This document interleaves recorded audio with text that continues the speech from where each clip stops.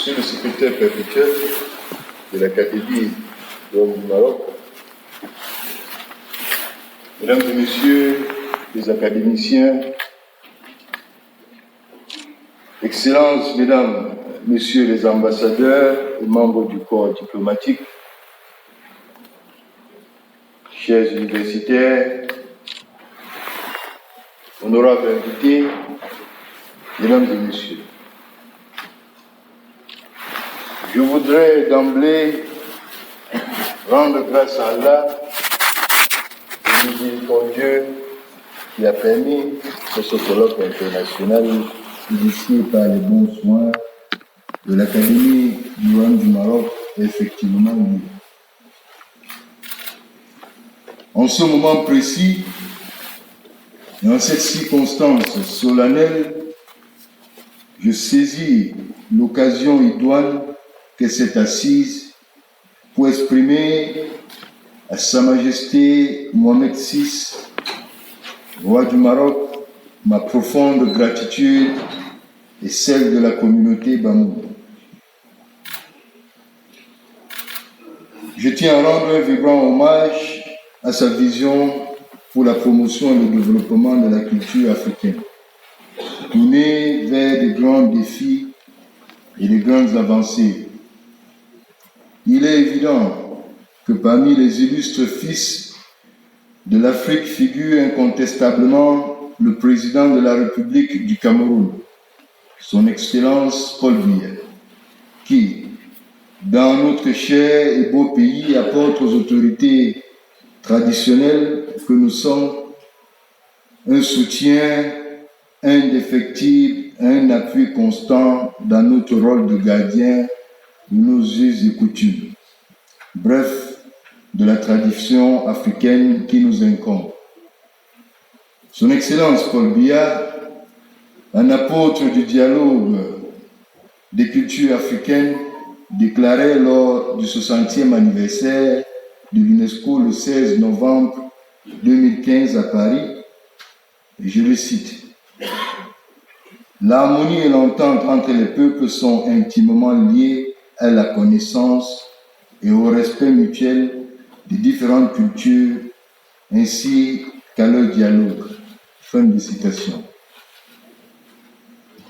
L'Afrique s'honore de compter parmi ses illustres fils et filles des hommes d'État visionnaires qui investissent avec une admiration à préserver les valeurs séculaires de notre continent, nos cultures, objets de grande convoitise.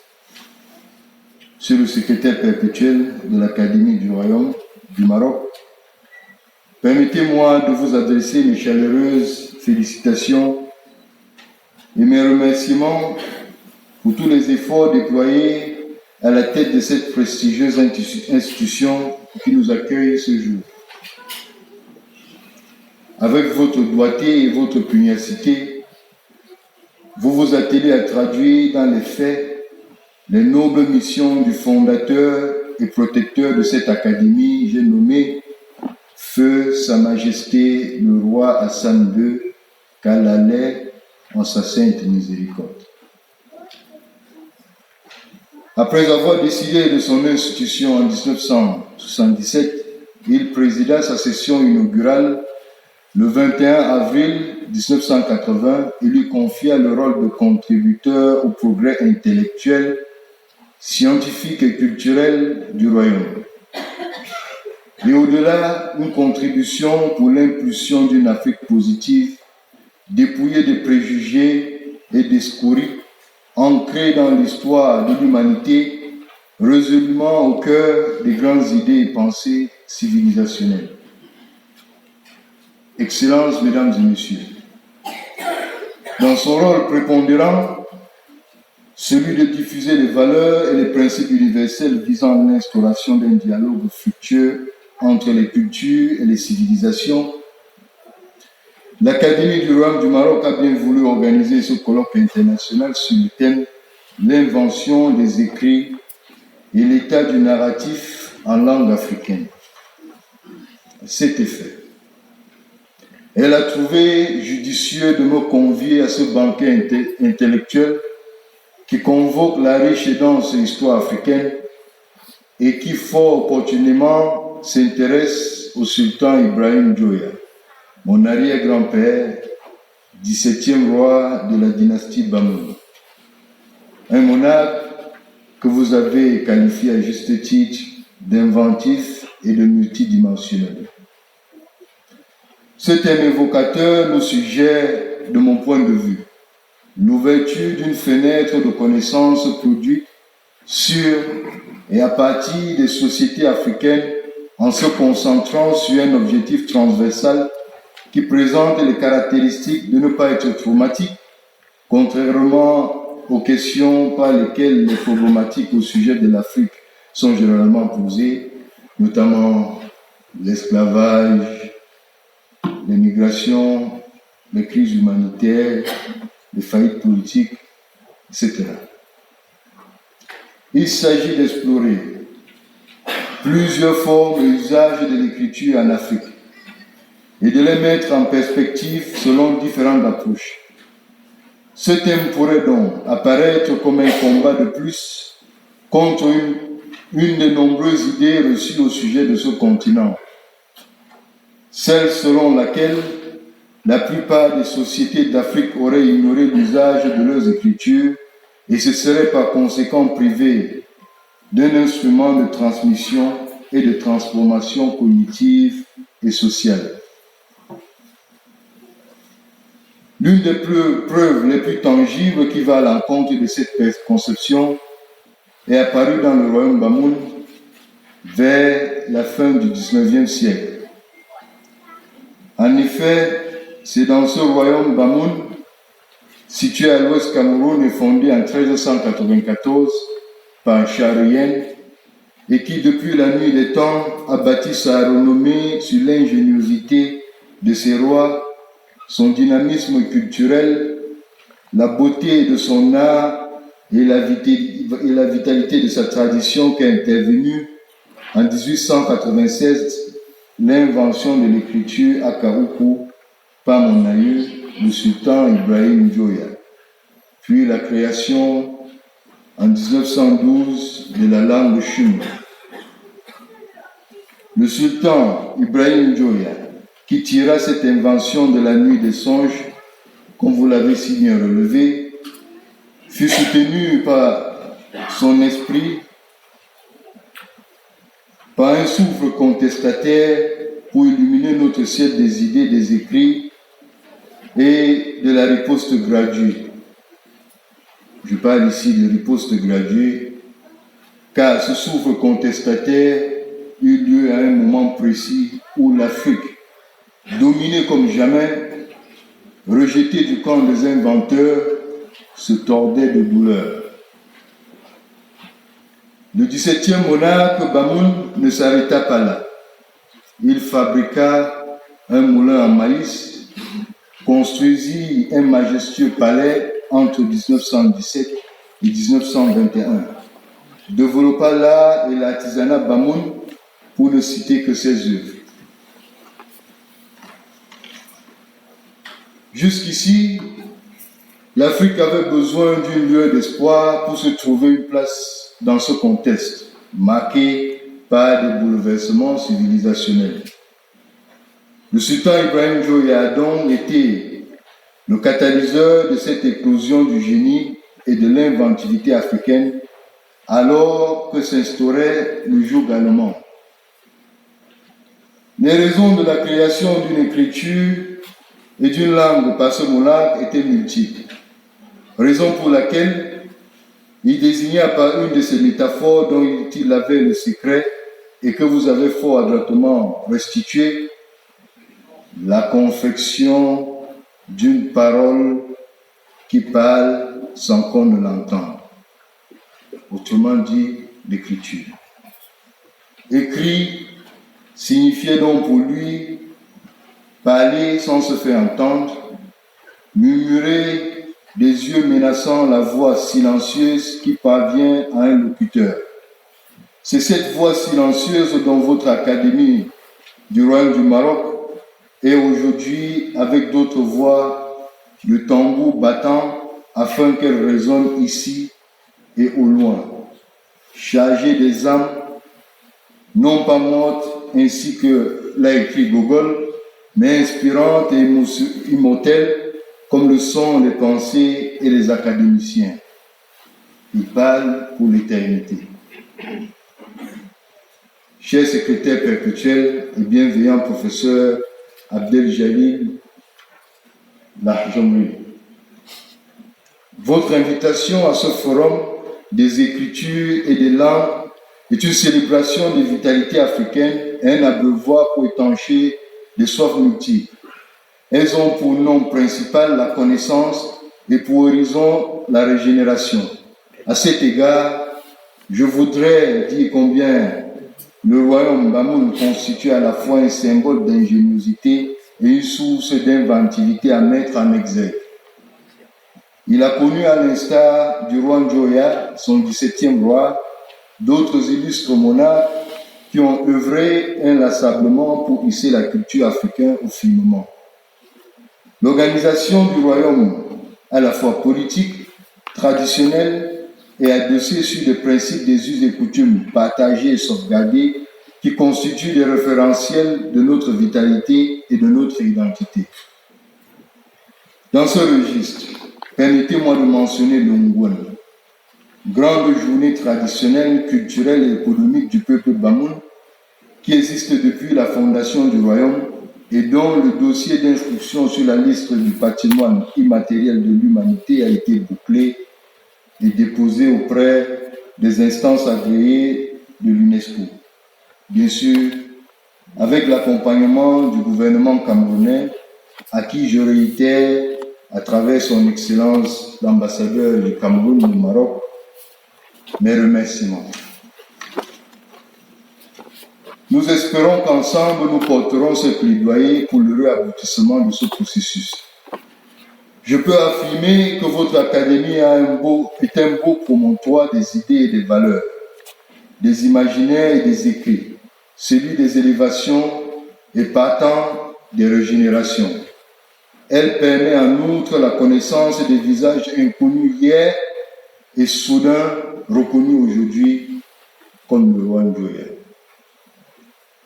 À travers la chaire des littératures et des arts africaines que vous avez créée dans le droit fil de la vision de Sa Majesté, le roi Mohamed VI, pour la culture, je dirais nos cultures sont les boulevards par lesquels circuleront mieux les Africains d'aujourd'hui et de demain. Je veux ici, avec votre permission, saluer en Sa Majesté Mohamed VI, un roi clairvoyant comme le fut mon arrière-grand-père Ibrahim Njoya, car la culture était son axe élévateur de puissance et imprenable citadelle. La culture ainsi entendue est pour l'Afrique, comme l'exalte Sa Majesté Mohamed VI, notre chemin des effusions pour effacer les ravages de la division. Hier, elle avait un nom, la colonisation. Aujourd'hui, elle s'impose à nous comme étant le défi de la Renaissance. Nous ne pourrons relever ce défi qu'en augmentant davantage nos connaissances et nos reconnaissances. Votre initiative et votre mise en lumière des écrits en langue africaine nous offrent une immense opportunité dans ce sens. C'est dans cette optique que l'un des piliers sur lesquels est adossée notre vision est la mise sur pied d'une académie du Palais des Rois Bamoun pour poursuivre le chantier de promotion des savoirs de nos cultures et traditions et des valeurs qu'elles incarnent. À cet égard, nous formulons le vœu ardent de bénéficier du soutien, de l'accompagnement et surtout de l'expertise de l'Académie du Royaume du Maroc pour la mise en œuvre de ce projet qui nous est cher. Monsieur le secrétaire perpétuel de l'Académie du Royaume du Maroc, Excellences, Mesdames et Messieurs, permettez-moi de prendre le risque de de faire un rapprochement entre la trajectoire de mon arrière-grand-père, le sultan Ibrahim Joya, et Sa Majesté le roi Mohamed V. En effet, ces deux illustres rois furent exilés par le pouvoir colonial. Tel était le triste sort réservé aux vaillants défenseurs de nos valeurs africaines. Sur un autre plan, nous ressentons un attachement tout particulier à l'égard du royaume du Maroc.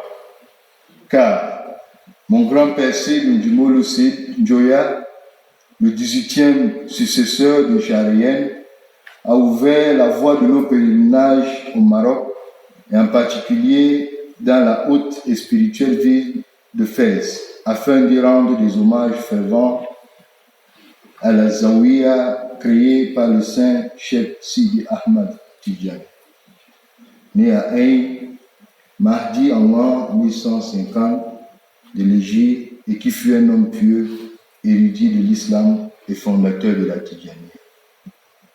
Mon regretté père, feu le sultan Ibrahim Boumbo Njoya, a également effectué une mémorable visite au Maroc. Et dans la Zawiya de Fès, c'est dans le même esprit, monsieur le secrétaire perpétuel, que j'emboîterai les ornières de mes vénérables prédécesseurs. C'est le cœur plein d'émotions que j'ai perçu en votre invitation à venir au Maroc, un geste hautement significatif. Et comme vous l'avez indiqué, il s'agit en effet de ma première sortie hors du Cameroun depuis mon intronisation le 9 octobre 2021 comme 20e de la dynastie de Charien. Ma participation à ce colloque international me permettra de partager avec vous nos traditions afin de contribuer aux échanges intellectuels pour alimenter des passionnantes réflexions. En outre, me plonger à l'aube de mon règne dans un bain d'harmonie à la Tidjaniya de Fès est une bénédiction pour la purification du cœur et l'exercice de la sagesse dans la quête de la justice et de la prévoyance, et bien sûr une opportunité de jouir, comme j'ai déjà commencé à le faire, à la merveilleuse hospitalité marocaine. Mesdames et messieurs, ceci est bien conforme au récit de mes aïeux et n'appartient pas à la légende, mais à la stricte et réjouissante réalité. Monsieur le secrétaire perpétuel, Excellences, Mesdames et Messieurs, puisque nous sommes en début d'année, je voudrais, loin de satisfaire à un rite, mais de m'appuyer sur les élans de cœur pour souhaiter qu'Allah, le Très-Haut, vous comble de ses bienfaits et que cette académie dont vous présidez la destinée soit la pointe des plus grandes et belles réalisations que l'Afrique souffrira à elle-même.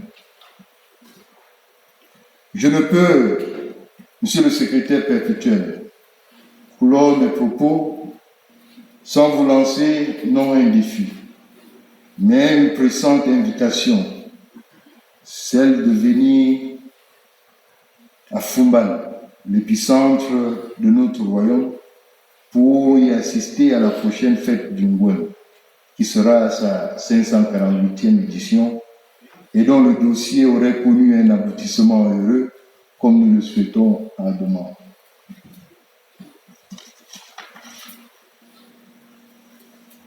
C'est donc sur ce présage de bon augure que s'ouvre cet important colloque international qui revivifie par ailleurs nos trésors patinés par nos tournures d'esprit et nos perceptions de monde visible, suprasensoriel et invisible qui composent notre écosystème. Je suis heureux de savoir que dans ce lieu consacré à l'esprit en mouvement, c'est le cœur battant de l'Afrique qui alimente nos artères et nous désaltère. Vive l'Académie du Royaume du Maroc, vive le Cameroun et son illustre chef, le président Paul Biya, vive le Royaume du Maroc et son illustre souverain, le roi Mohamed VI, Vive l'Afrique unie par ses cultures. Je vous remercie de votre bienveillante attention.